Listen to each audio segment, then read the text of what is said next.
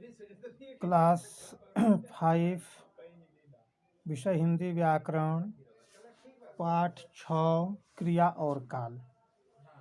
क्रिया और काल में आप लोगों को डेट 28/9/20 सोमवार को आप लोगों को सकर्मक और अकर्मक क्रिया पढ़ा चुके हैं। और सकर्मक और अकर्मक क्रिया पढ़ाने के बाद इसमें सकर्मक और अकर्मक क्रिया की पहचान के विषय में बाकी था, वो आज हम पढ़ा रहे हैं ताकि आज लेसन ही समाप्त हो जाए।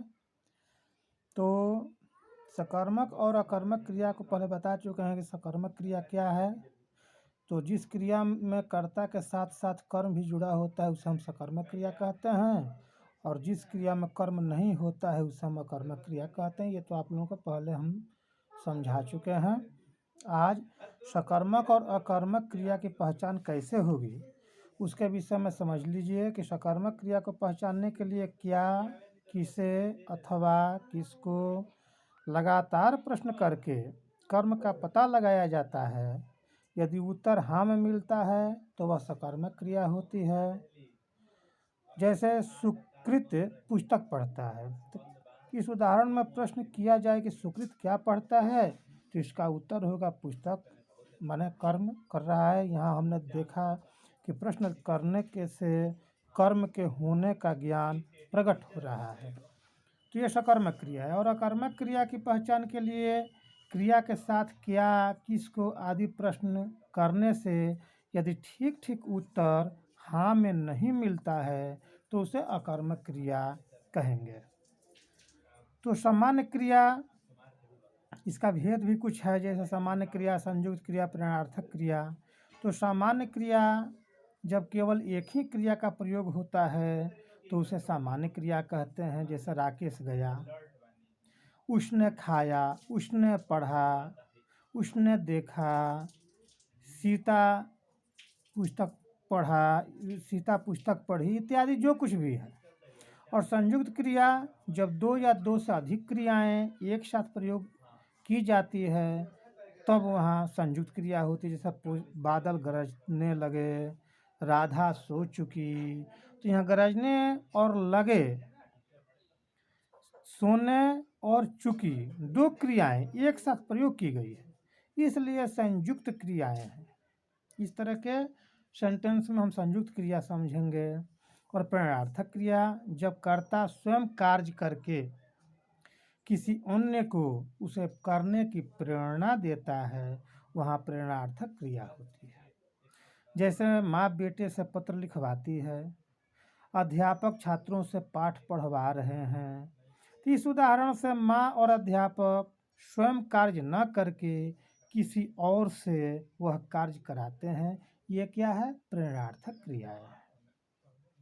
इस तरह से इस लेसन में आप लोगों को क्रिया, काल, भेद इत्यादि सब के विषय में कुछ जानकारी मिली।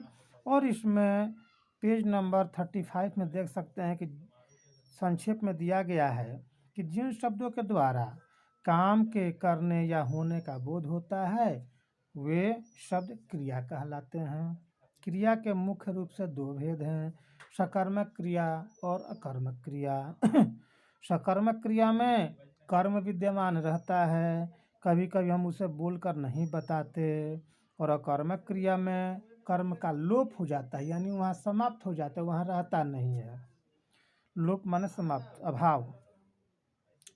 तो क्या, किसे आदि प्रश्न करने पर यदि उत्तर हाँ में मिलता है तो वह सकर्मक क्रिया कहलाती है। प्रश्न करने पर यदि उत्तर हाँ में नहीं मिलता है तो वह अकर्मक क्रिया कहलाती है। सामान्य क्रिया में एक क्रिया का प्रयोग होता है। संयुक्त क्रिया में एक से अधिक क्रियाएं का साथ प्रयोग की जाती है। प्रेरणार्थक क्रिया में कर्ता द्वारा कार्य स्वयं करके किसी अन्य से संपन्न करवाया जाता है, उसे प्रेरणार्थक क्रिया कहते हैं। ये आप लोगों को अवश्य स्मरण करके याद करना चाहिए। और व्याकरण में पेज नंबर 35 में प्रश्नों के उत्तर ये आप लोगों का स्वयं को करना है, ये आप लोगों का ड्यूटी है। क्रिया किसे कहते हैं, क्रिया का मुख्य कितने भेद होते हैं, ये सब आप लोगों के आंसर ऊपर में है।